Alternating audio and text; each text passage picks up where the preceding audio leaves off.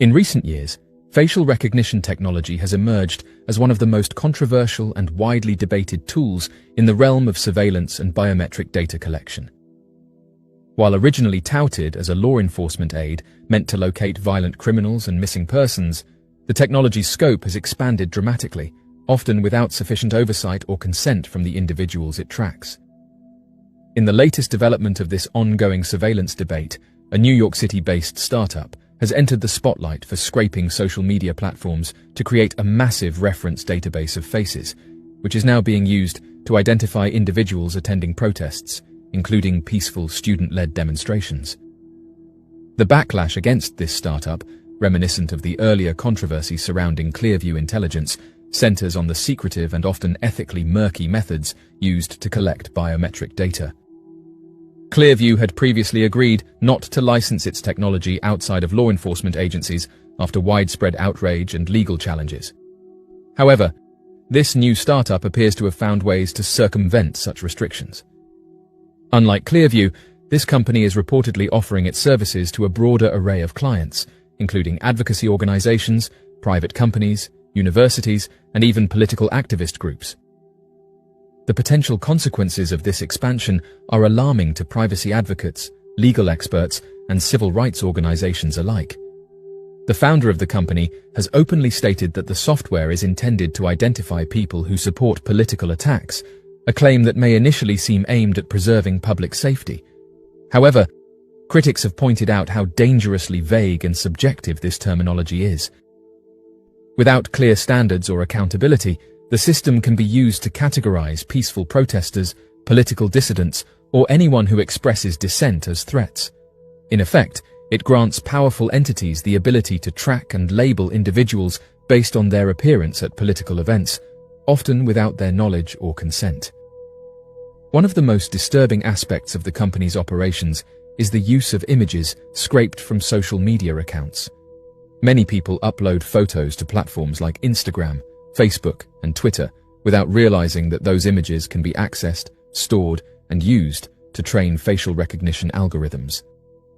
These photos, combined with metadata, online activity, and other digital breadcrumbs, can be transformed into comprehensive profiles that identify not only who someone is, but also where they go, who they associate with, and what they believe. Once this information is made accessible to third parties, including politically motivated organizations, it becomes a powerful tool for surveillance, manipulation, and control. According to reports, the startup's technology includes a demo that shows how easily a probe photo, an image taken at a protest or rally, can be matched to public-facing reference images. In one case, the demo matched a face in a crowd to a corporate employee profile found on a company's website. This level of tracking ability, powered by advanced intelligence learning programs, raises urgent questions about the limits of privacy in the digital age and who gets to decide how and why someone's data is used. Compounding the issue is the revelation that the founder of the company, Hawila, has shared the results of these facial recognition searches with advocacy groups. These actions have sparked allegations of doxing, the public exposure of personal information with malicious intent. In political contexts, doxing can have severe consequences, including job loss, harassment, or physical danger. Critics argue that sharing this information, even if done with the goal of promoting security, effectively weaponizes personal data against individuals who may simply be exercising their constitutional rights to assembly and free speech. The company, however, defends its product as an intelligence and mass surveillance project meant to assist law enforcement and community security in identifying threats. In its marketing, the software is described as a tool for non-governmental organizations, activist groups, corporations, and educational institutions to identify individuals who may harbor malicious intent or engage in online criminal activity. But this vague and malleable language opens the door to abuse. What one organization sees as malicious may simply be political dissent or unpopular opinion. The expansion of this kind of surveillance signals a dangerous shift in how society views privacy and civil liberties. Once facial recognition is normalized and quietly integrated into everyday life, it becomes harder to challenge its presence. There is a growing fear among digital rights activists that we are hurtling toward a surveillance state, where our every move, both online and offline, is recorded, analyzed, and used against us. The fact that such surveillance is being developed and deployed by private actors, rather than through transparent government programs with legal safeguards, makes the issue even more concerning. Throughout the last decade, journalists, whistleblowers, and privacy activists have worked tirelessly to expose the growing reach of government surveillance programs. Major leaks from intelligence insiders, such as Edward Snowden, revealed the extent to which agencies like the NSA and CIA were collecting massive troves of data on ordinary citizens, often without warrants or oversight. These revelations shocked the public and sparked global conversations about privacy, consent, and digital autonomy. However, while the world focused on government overreach, private companies quietly began building their own surveillance infrastructures, often with even fewer limitations. Now, we see private startups like the one in New York City exploiting publicly available information in ways that bypass traditional checks and balances. With limited legal precedent to guide or restrict the use of biometric data, these companies operate in a grey zone. This legal ambiguity makes it difficult for victims of such surveillance to seek recourse or accountability. Furthermore, it creates a dangerous precedent. If collecting and weaponizing facial data is seen as acceptable by private firms, it may encourage more companies to engage in similar practices. The growing unease around facial recognition software has led to calls for reform. Legal scholars, advocacy groups, and some lawmakers are pushing for stricter biometric data laws, transparency in how facial recognition tools are developed and used, and limits on who can access and use such software. Some states and cities have already enacted legislation that restricts the use of facial recognition in policing or public spaces, citing concerns over racial bias, false positives, and the chilling effect on free expression. However, federal legislation remains slow to catch up. Efforts to raise public awareness are also critical in the fight against surveillance overreach. Digital literacy and transparency about how data is collected, shared, and used can empower individuals to make informed decisions about their privacy. Activists and watchdog organizations are now focusing on exposing not just government surveillance, but the growing threat posed by corporate surveillance networks. From browser tracking to social media data harvesting, the ways in which our identities are commodified are expanding at an alarming rate. For those concerned with civil liberties, the line between security and suppression is becoming increasingly blurred. The use of facial recognition software to identify protesters, people who are often engaging in constitutionally protected activities, represents a direct threat to democratic values. It has the potential to deter participation in public discourse, suppress dissent, and punish individuals for their beliefs. As long as these technologies continue to develop without strong ethical oversight, public accountability, and legal boundaries, their misuse is not a possibility, but a certainty. The growing unease around facial recognition technology isn't limited to the private sector. Many individuals and advocacy organizations have voiced strong concerns that government agencies could easily gain access to such tools, or more alarmingly, that they already possess similar or even more advanced surveillance capabilities. While private startups like the one operating out of New York City raise eyebrows due to their aggressive data scraping and vague marketing language, critics argue that the potential collaboration or quiet acquisition of this technology by government agencies only deepens the threat.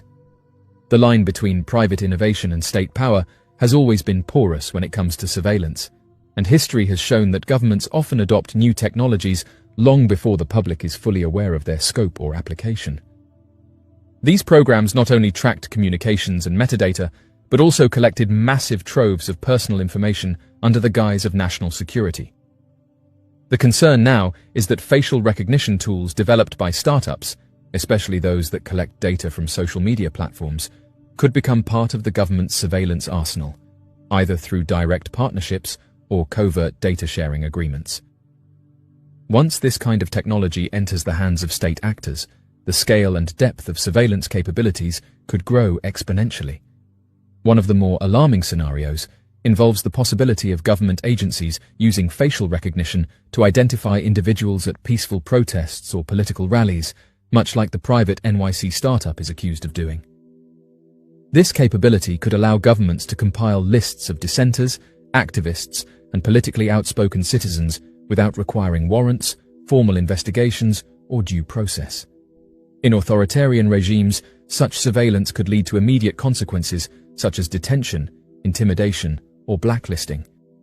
Even in democratic societies, the mere possibility of being tracked and monitored may discourage people from expressing their views or participating in civil movements, thus chilling free speech and civic engagement. Beyond protests, facial recognition could be employed to monitor everyday behaviors.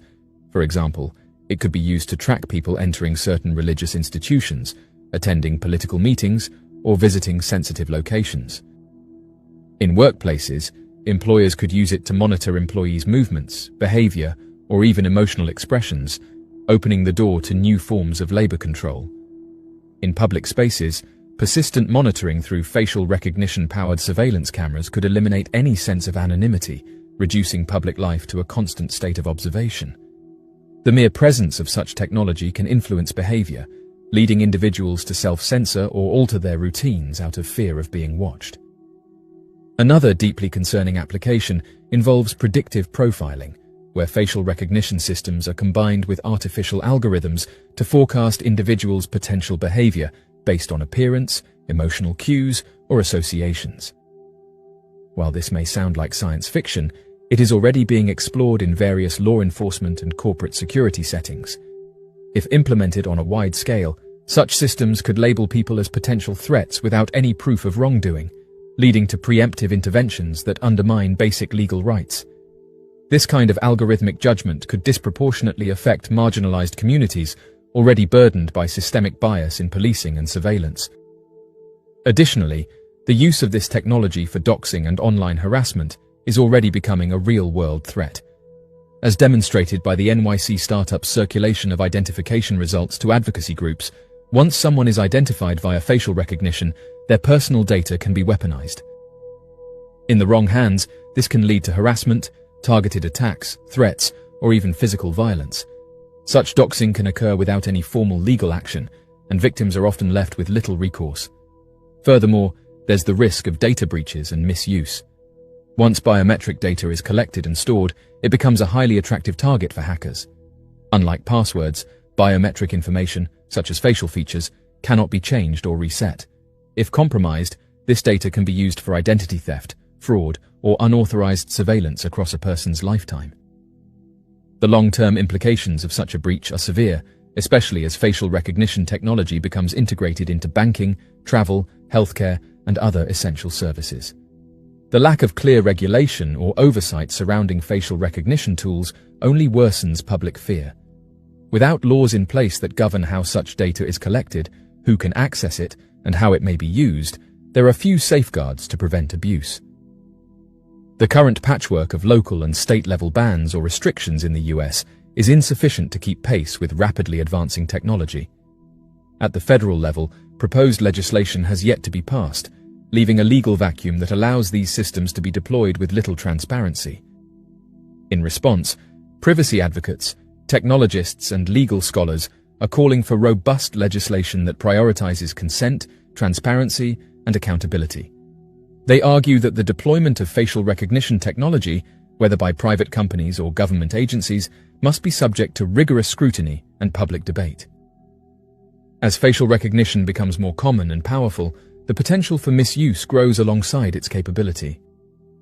Without firm protections in place, societies risk sliding into a future where surveillance is normalized, dissent is suppressed, and anonymity is impossible.